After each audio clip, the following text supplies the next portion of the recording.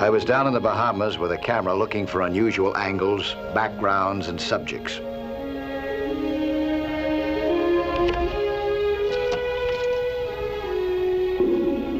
Some were a little shy, but my luck had been good.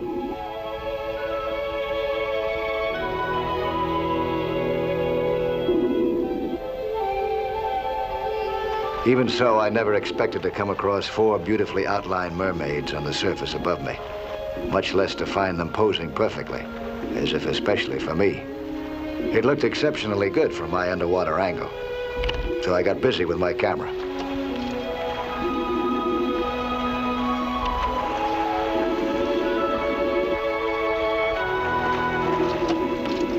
Then I moved toward the surface to see what it was all about.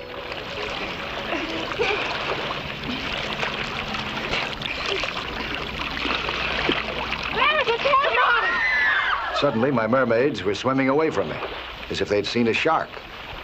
It was a very strange change. What I hadn't realized was that they had seen a shark, me.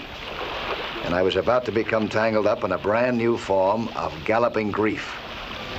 4 well-shaped charges of exploding dynamite.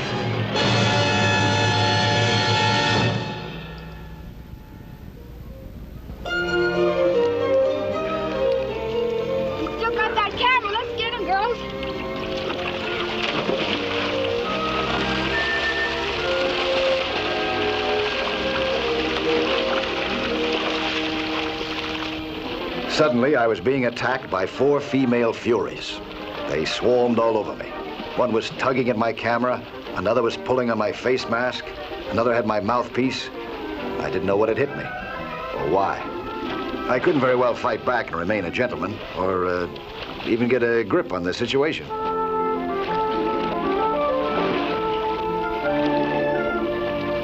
And there was no way to ask questions, or even surrender. So I did the only honorable thing that any man could do under these circumstances. I ran like a coward.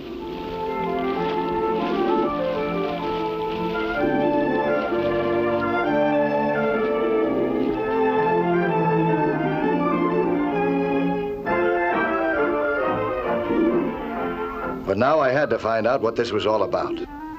My curiosity got the better of my caution. I swam back toward their boat. I've had a lot of dirty tricks pulled on me in my life, but this one really takes the cake. Well, he's got to come up sometime. We can just follow his bubbles, maybe. There are some bubbles right there. Oh, there you are, you thief.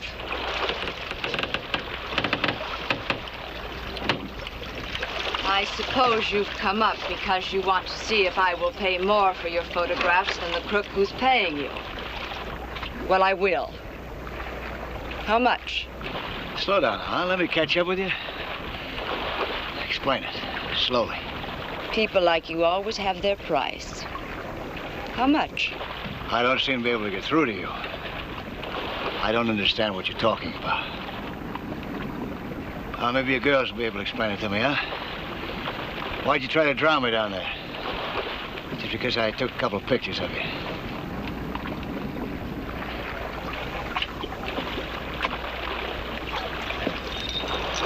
Perhaps it's possible that we've made a mistake. If we have, we owe you an apology. These girls are professional models. I design swimsuits. Our company makes them. Mr. Boothby here is photographing them for me. If our competitors can steal our styles before we can put them on the market, they can drive a $2 million corporation right out of business. Oh, that's it, huh? That's why you girls got a little rough with me down there, huh? Well, I guess the simplest way out of this is to give you this film. You can get it developed. And keep the shots that I took of the girls. If you don't mind, though, I would like the rest of the roll back. Fair enough? Fair enough. Well, Mr. Nelson. nice to see you again. Come on in, girls. Hi. Ah, this is a real pleasure. Hi. I brought your pictures back, just as I promised. Oh, that's very nice of you. Thanks a lot. Sit down, huh? I want to take a look at these. How do they look? Oh, the ones of my girls are just enchanting. I never realized that underwater anything could be that beautiful. Well, those were my sentiments exactly. That's why I took the pictures of them. Well, your pictures have given me an entirely new concept. I want to switch our entire advertising campaign, pivot it around underwater photographs. That's a good idea. It's very unusual. And I want you to take them for me. Slow down. You're going a little too fast for me again. Our swimsuits have never looked better. Well, what about the photographer you already have? Oh, I'll have other assignments for Mr. Boothby. But on this one, I need you. Oh, that's very nice. I'd like to, but I got other plans. I don't see how. Please, Mr. Please Nelson. say yes. You'll be the models, huh? Underwater models. Sure. You going on the water? And I'll need you to, teach them how to use those tanks and things you wear. Well, I could change my plans. When do we start? We started immediately, and by the second day, I had them underwater. Technically, this came under the heading of work, but you could hardly call it slave labor.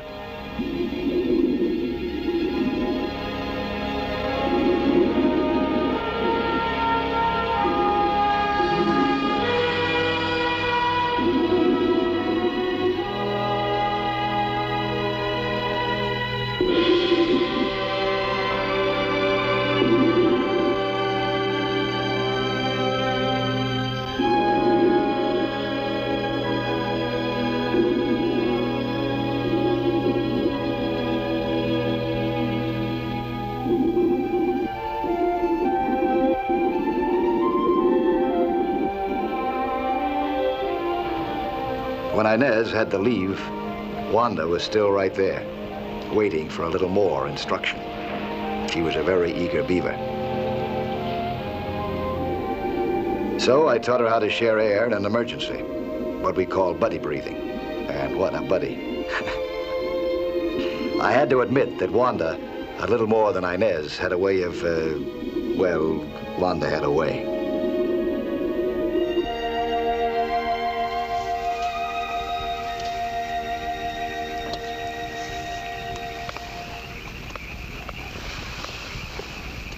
That's so you know who you really belong to. You don't think I want to kiss anyone else, do you? Well, you better not. You really think you've softened him up? Believe me. Good, because I've got to do something soon. Richard Reales is getting mighty anxious about those pictures. And he's not a man to keep waiting. He used to be a racketeer before he went in the garment business. I think he still is. Honey, do you think it's worth it? Well, whether it is or not, I'm committed for $10,000. He's already paid me $5,000. Well, you're a skin diver. I don't see why you just couldn't tell Edie that you could go down and take the underwater pictures, too. I did, but she wanted Mike Nelson. I just couldn't change her mind. Well, whatever you decide to do, darling, be careful. I will. With your help, it shouldn't be too difficult. Next day, I started with Wanda and Inez on our first series of underwater photographs.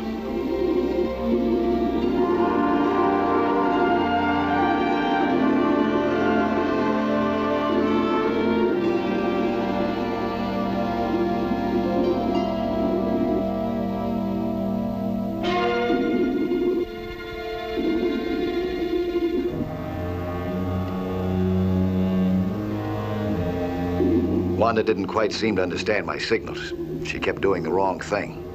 I was too busy to suspect that she might be doing the wrong thing deliberately to distract me.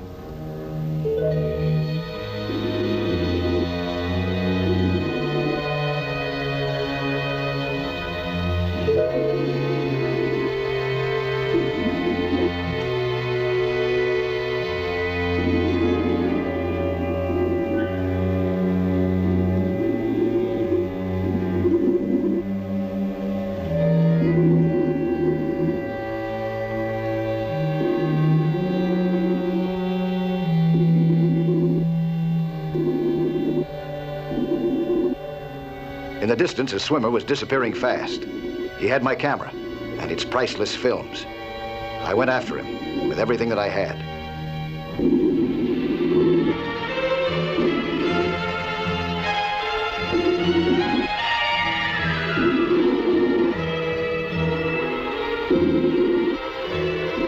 Despite his long lead, I began to close in on him. He realized that I was overtaking him and released the camera.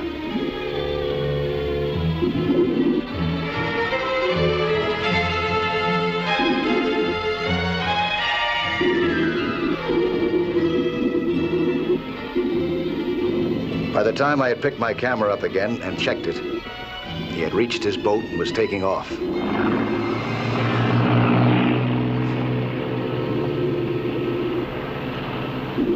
He had gotten safely away, but he had put me on notice.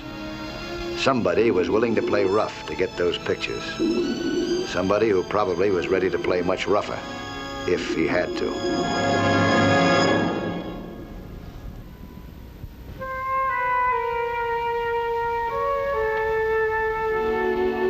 I was in the Bahamas acting as an underwater photographer for a famous designer of bathing suits, Edith Judd. Style pirates were trying to spy out her designs and beat her to the market. An unsuccessful attempt had been made the day before to steal my films, but now everything seemed to have returned to normal. The girls were very cooperative, and the photography again was coming along exceptionally well.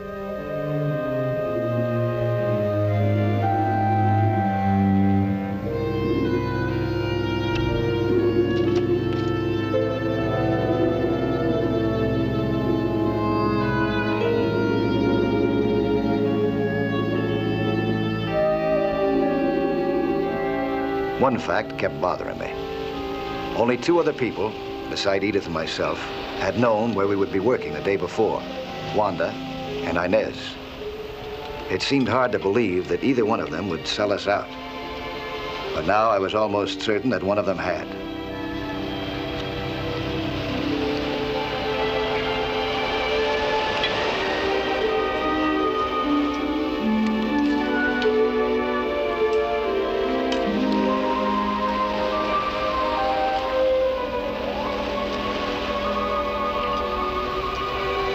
There was a streak of jealousy in Inez. She didn't conceal it too well. She was the one that I suspected, but I tried not to give her any indication of it or any tip-off. Hi, Edie.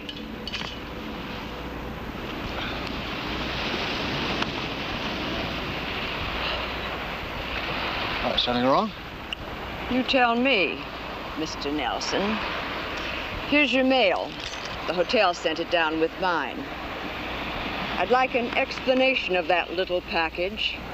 It was returned because you didn't put enough stamps on it. Well, I'm waiting for your explanation. Of what? Of that name and address. Of why a package of film should be going from you to Mr. Richard Relis, my esteemed competitor. I don't know Mr. Richard Relis. I didn't send this. Oh, don't try to cover up, Mr. Nielsen. They're obviously pictures you've been taking for me. Well, it is your name and return address, right there in the corner. That's my name, but that's not my printing. I didn't put that. You're making a big mistake. Oh, no. I made my mistake when I dropped Alex Boothby, a man who's been working with me for years. And as of tomorrow, Alex is taking over again. And as of right now, Mr. Nelson, your services are terminated.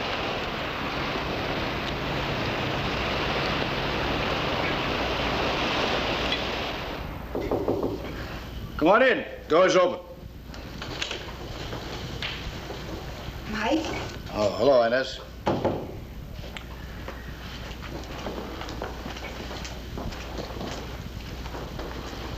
Mike,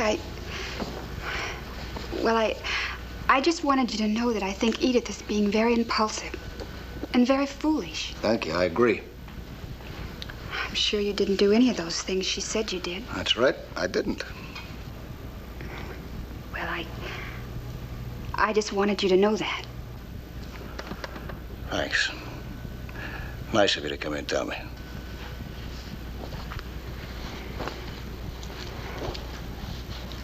Oh, Mike, I wish you weren't leaving.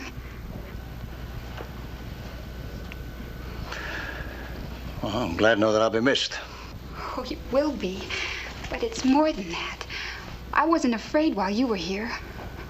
I am now that you're going. What do you mean? What would you be afraid of?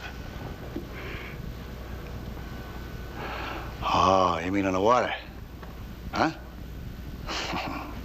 You're gonna be all right. You're good on the water. Oh, I sure been wrong about you. What do you mean, Mike? That's not important now.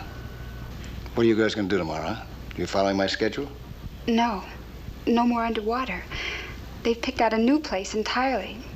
Some place Alex has picked out. I think I'll change my mind. I'll be around for a while.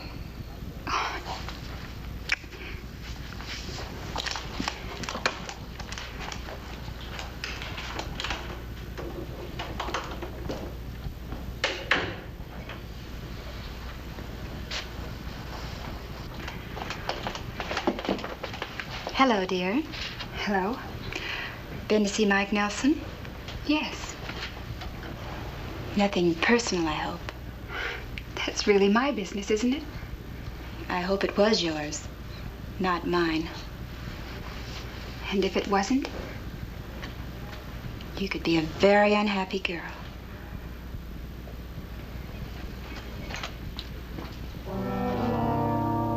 I was relaxing at the hotel with a new friend that I had made when I was paged for a phone call. I expected it to be Inez, but it was Edith. She was frantic. There was trouble. She wanted my help quickly. Boothby had selected a place called Beauville Rock and the caves within it as a photographic background. The moment I heard Beauville Rock, I knew what the trouble must be. This was the wrong time of year for Beauville Rock. At low tide, the rock looked okay to anyone who didn't know it. But at high tide, it became a raging death trap. At least twice a year, unwary people were marooned out on the rock. And several had been swept to their deaths by the high waves and raging tides. When I hit the beach, I needed only one look to tell me that my fears were well-founded. For Boothby to send anybody out onto Beauville Rock to pose was nothing but a cleverly concealed form of murder.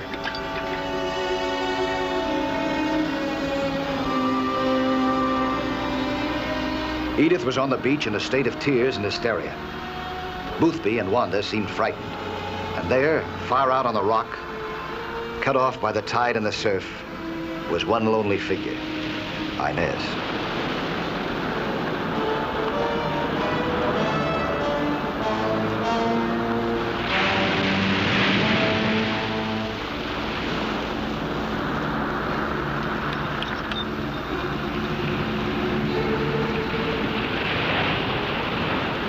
I had gotten to know Beauville Rock very well when I was searching for an old Spanish treasure ship. I had never tried to reach it in conditions like this. But many times you can move underwater when it would be impossible to survive up above.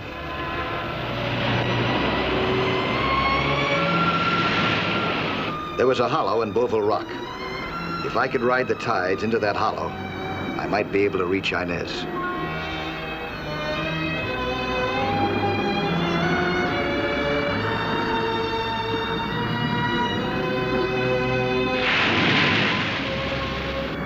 Now the currents were like octopus arms, twisting, pulling, tearing, tangling. I had to cling to whatever handhold I could find on the bottom to keep from being sucked to the raging surface.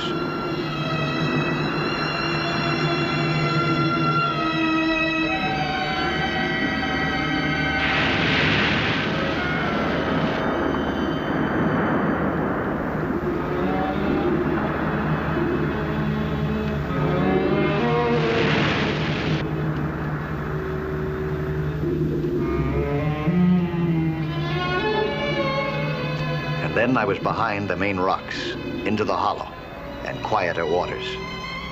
But worse was to come.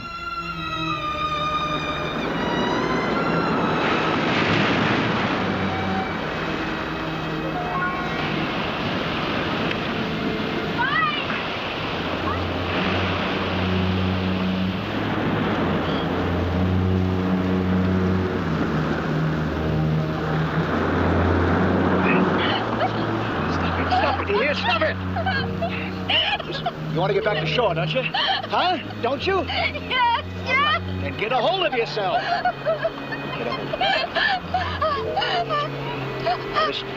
listen to me. We're gonna have to share the same tank. You understand? There's a big current running down there. We may get separated. Oh, God. Do you think I can make it? I know you can. Here, turn around.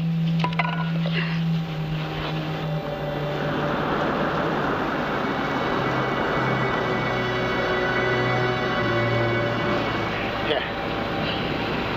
Don't forget. Hold on to me real tight, huh? I'm depending on this for my air, too, huh? Come on now.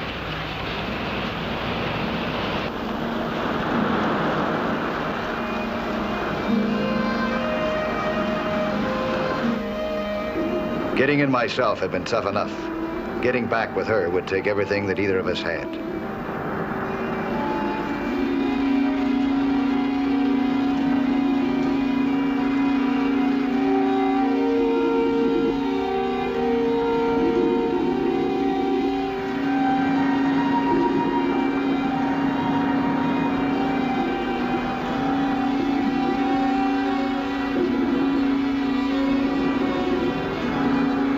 We forced our way along, sharing the air, hanging on to each other for dear life, until we were well away from the rock. Then we fought our way along the bottom.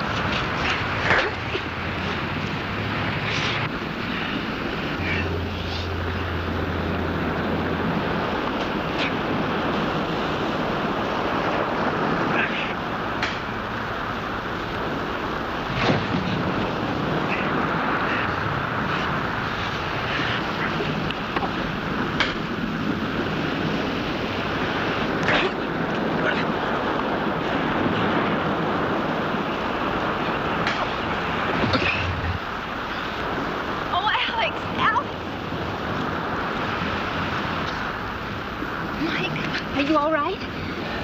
Why was he trying to kill you? Huh? No, I guess he was afraid I'd tell what I knew about him. About what? That he was working for somebody else? For Relis? Well, why didn't you tell me this before? I wasn't sure at first, and then... I don't know, I guess I was scared. What a fool I've been. Oh, Mike, can you ever forgive me? Inez will forgive me.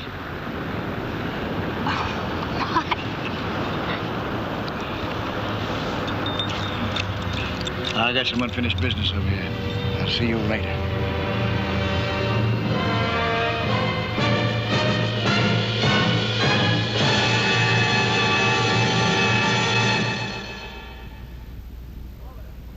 Hello there. I'm Lloyd Bridges. You know, 3/5 of the world is covered by the sea. And how little most of us know about that underwater world. Go below with us again next week, huh? For another thrilling adventure in Sea Hunt.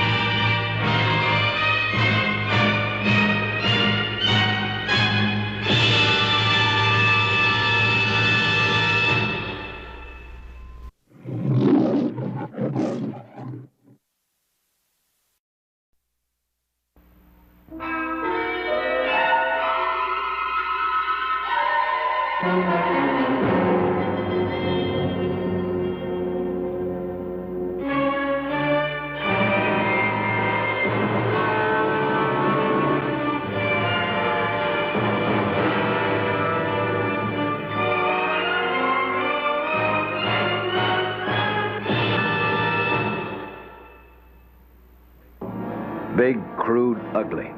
There's nothing romantic or exciting about a dredge. But there's nothing so important as keeping a harbor in shape and the channels open. And nothing does the job like these noisy monsters.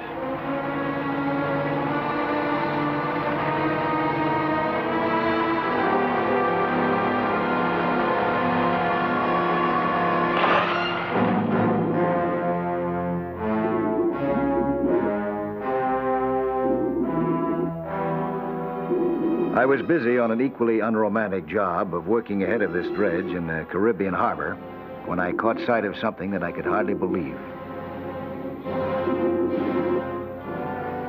A United States Navy LST landing ship tank was lying there on the bottom directly in the path of the approaching dredge. I checked it out thoroughly. I couldn't quite believe it because as far as I knew, no landing craft had ever been in this part of the Caribbean, much less been sunk here.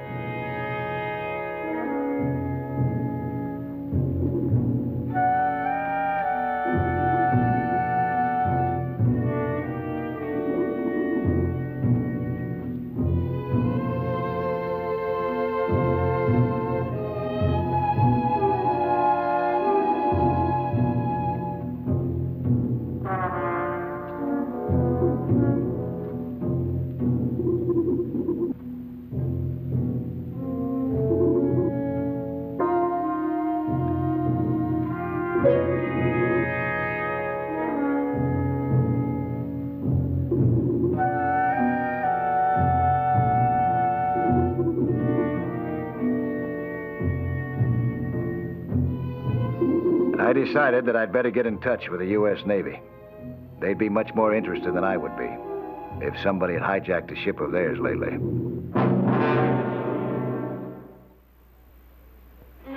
The Navy was very much interested in LST-4277. They asked me to check in with one of their ships at a nearby island.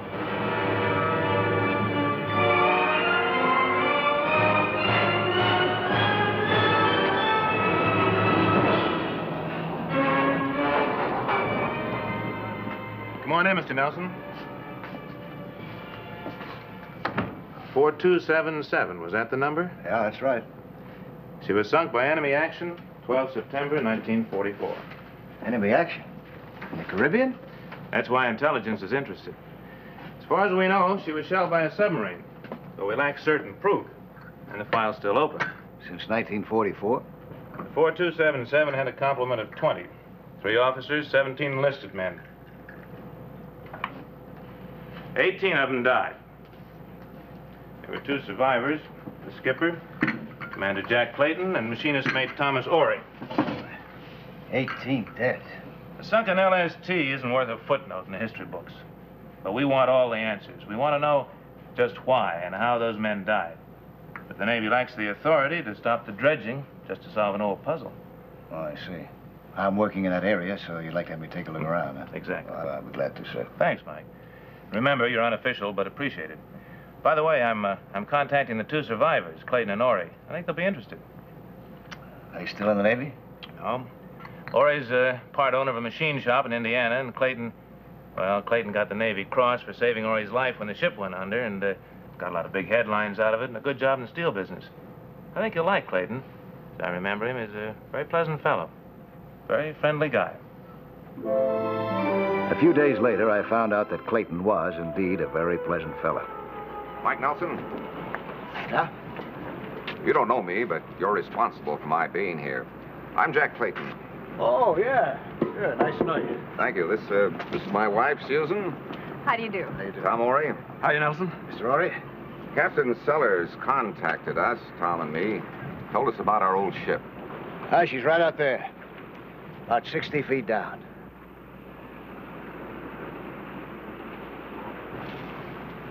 Nelson, Mike, I skippered the 4277 for 3 years. When I heard you'd located her, I had to come right down. Jack insisted we drop everything, take our vacation right now, and come running. It's kind of like a reunion for the skipper and me. And her out there. Well, I'm afraid you won't be able to see much, so I'll be working underwater all the time. Well, that's just the point. I'm not an expert, but I do a lot of skin diving. Tom here can help on deck. We'd kind of like to be a part of it. Oh, you got your own equipment? Got the works. Tom happens to be the best marine mechanic afloat. Well, come along if you want to. That leaves just me, and I don't know what I can do. Honey, you just stay as beautiful as you are. That'll give us something to surface for. The dredge was getting closer and closer to the sunken LST. They dynamited out of the way in a short time now.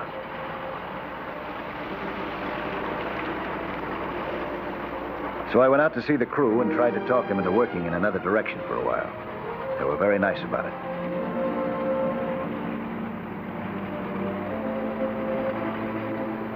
They agreed to keep away from the LST for 2 more days.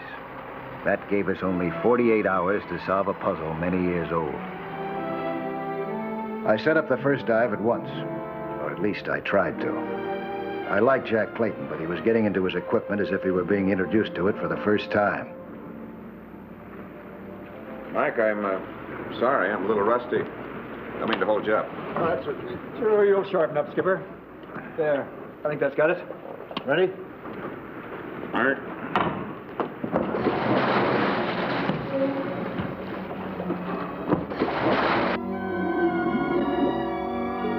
Once we were underwater, we spotted the LST very quickly. It must have been a strange feeling for Clayton to see the ship that was shot out from under him.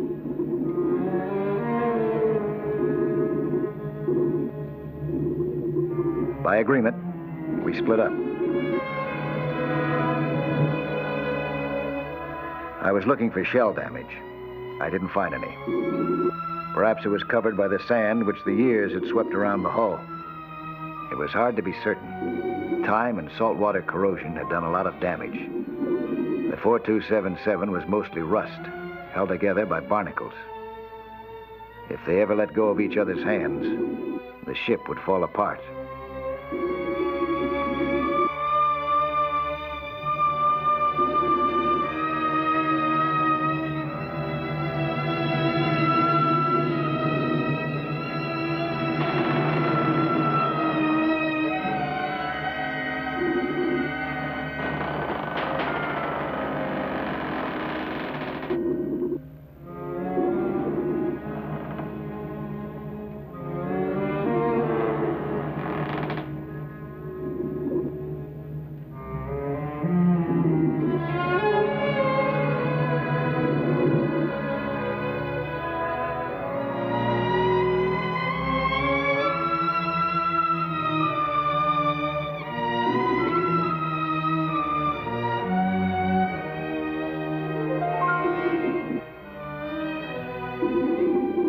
I spotted Clayton signaling me a short distance off. Apparently, he hadn't found anything either. He seemed tired, and much less expert now than I had thought at first. We headed for the surface.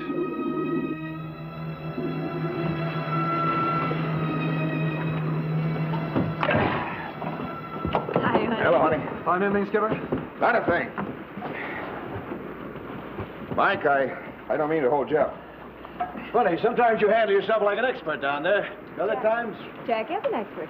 He goes skin diving 2 or 3 times a week. Now, honey, don't build me up in front of a diver like Mike. Sightseeing off a dock is one thing, but this water's deep. Guess I'm being cautious. Now, honey, please. Frank, over here. All right. She's just wild about me, can't restrain herself. I married a hero, and I'm still impressed. Don't say that. I was just lucky. When you fished me out of the water, I'd say I was the lucky one. Stow it, Tom! All right, darling. We won't talk about it anymore. Okay. I'm sorry. Meantime, you be my guest at the hotel. We'll have a good dinner and get an early start first thing in the morning.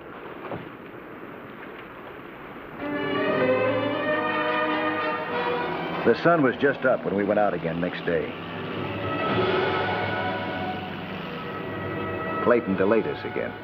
I was ready to dive, and he was just beginning to suit up. I have a pretty good idea, I think, where the shells hit her.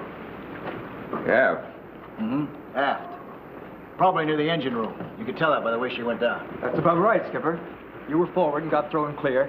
I remember she got hit, kind of shimmied, and the stern started to go down, and that's when I got tossed. No. As I remember it, the bow got the first impact.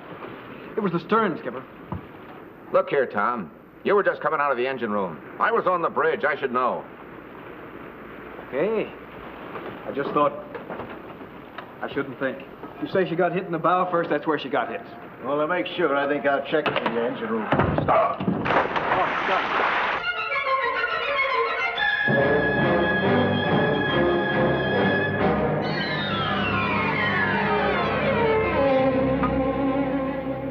I only have one spare tank.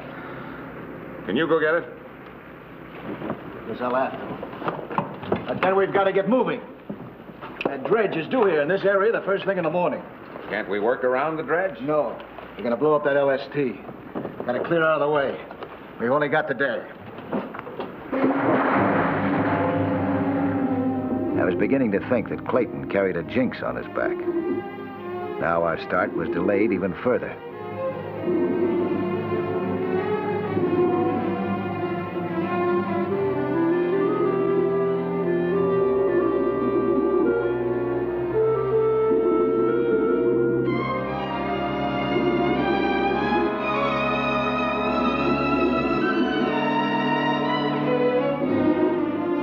I made a firm resolve. This was going to be the last delay.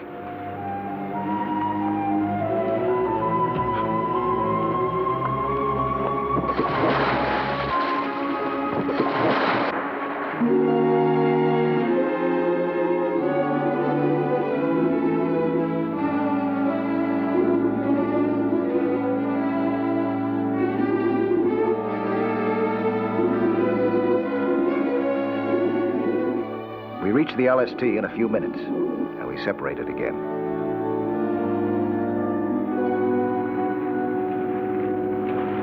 Clayton was sure that the shells had hit the bow, but I wanted to check the stern and the engine room.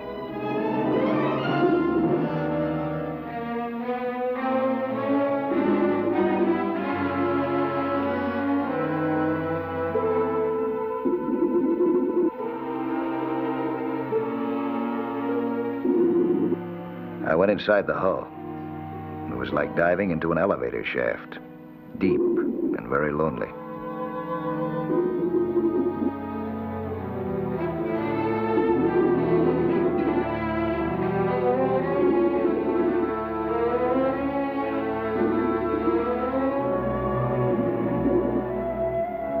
I was right. The hull was breached, right here. It could have been a shell hole, or something else. Whatever it was below the waterline. I headed out. I wanted to check with Clayton.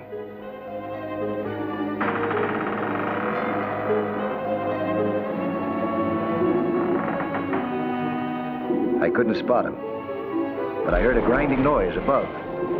All of a sudden, the nightmare was caving in on me.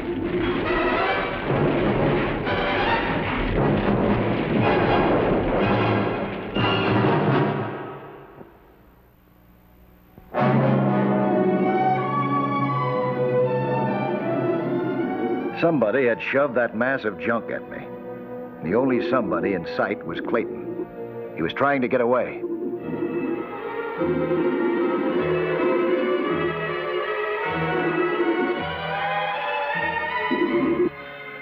It was a wild obstacle race through the twisted remains of the LST.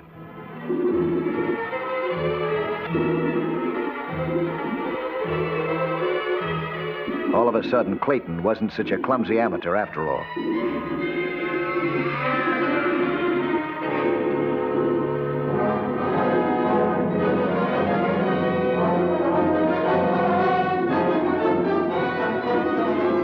When he pulled the knife, I really saw red.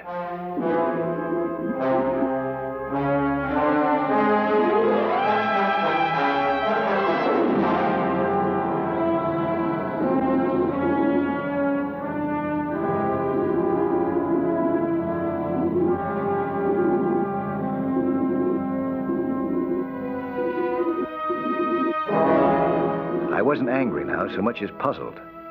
I had liked Clayton, but now he tried to kill me. Why? I didn't have any answers.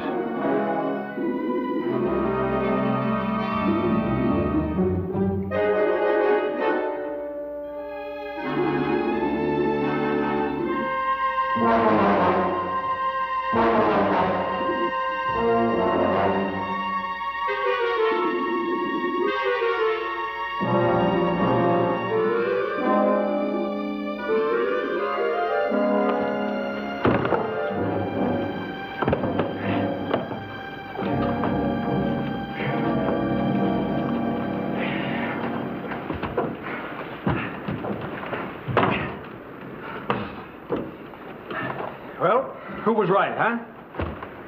Was the stern or the bow?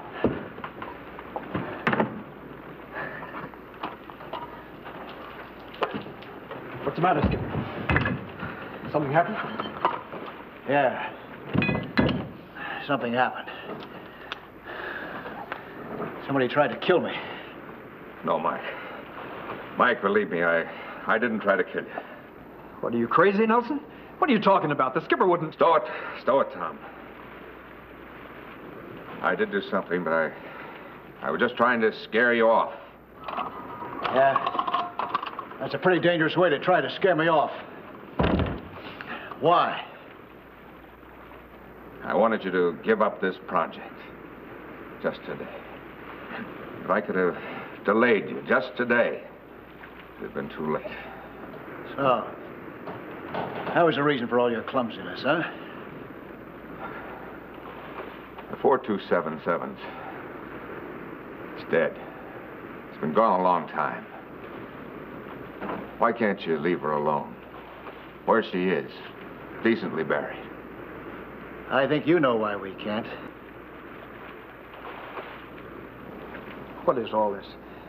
What's he talking about, Skipper? He's talking about a hero.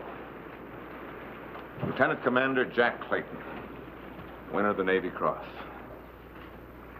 Skipper who sank his own ship. Killed 18 men. Skipper, you're crazy. I mean, don't talk that way. What's the story, huh? I mean, really, what is it? You know something funny? I don't know. Kind of like waking up in hell. All those shells coming right at us. I guess that's when it happened. I sort of blanked out. I ran the 4277 right into something. I rammed her, I wrecked her, I sank her. The next thing I knew, I was in the water. That's where I spotted Tom. Woke up in a hospital. A hero. I never worked up the guts to tell the truth. Well, what a hero. And that great crew, Hanson and Cookie, that fat yeoman. I thought I'd forgotten. I never forget. No, you don't.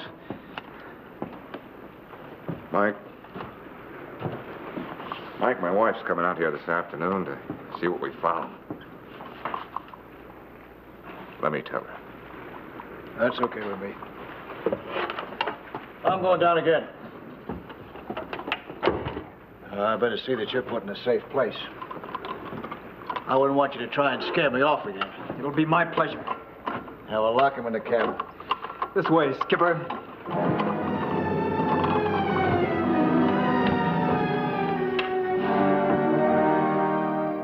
I had to find out now what had put that hole in the side. The direction of the impact made it look like she'd run into something, but I wanted proof.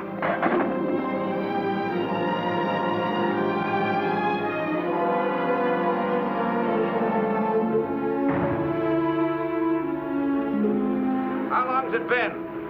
What difference does it make to you? You killed 18 men down there.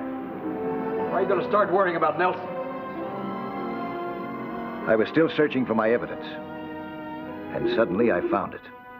That was the moment that the dredgers exploded a charge of dynamite not far away.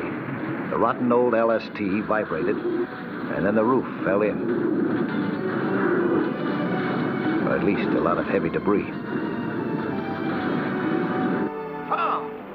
Tom, let me out!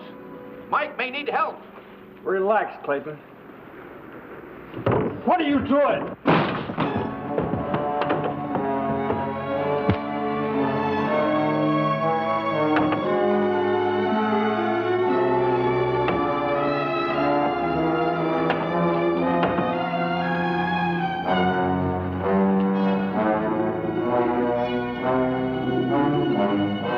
I was trapped, and my regulator was damaged.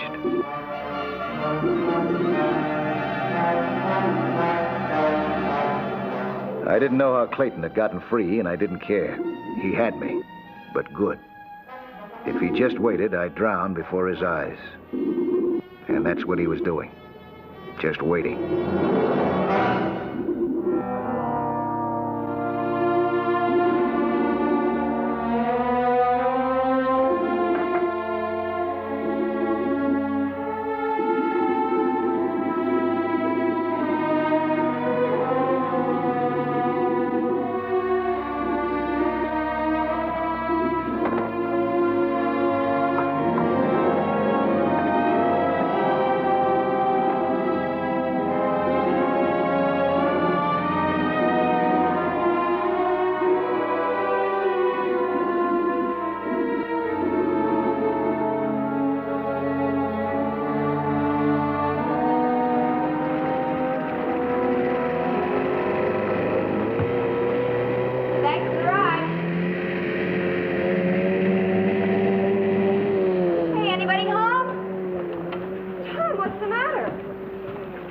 Nothing, Miss Clayton.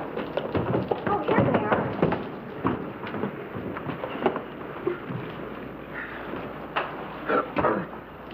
Well, darling, did you find your evidence? No. Mike did. Yes, I did. Susan? I'll tell her. Susan,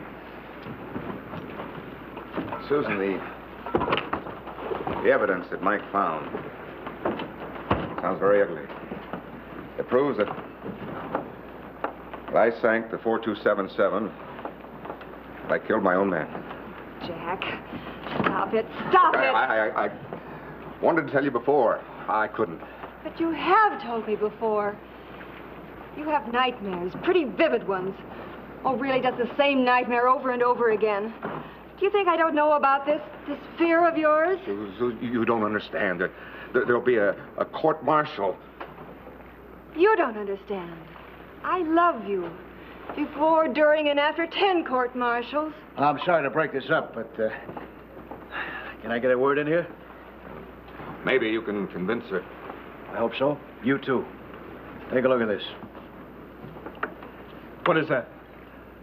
That's a hunk of steel from a Japanese shell. You didn't think you were hit by one of these, did you? No. You were. And just where I said. I found this in your engine room. You mean I didn't run that ship on the rocks? Oh, you sure didn't. You were hit by this. Wouldn't have mattered if you were as cool as an iceberg. The 4277 would have gone down just the same way. Just as fast. I don't remember. Being knocked off that bridge into the ocean kind of dulls the memory. Oh, my gosh. Skipper, I don't know why I believed it in the first... Stow it, Tom, stow it. Go tell Captain Sellers all about it, huh? Yeah, we're on our way now. Grab the hook, huh? Right. It's time that Captain Sellers closed that file.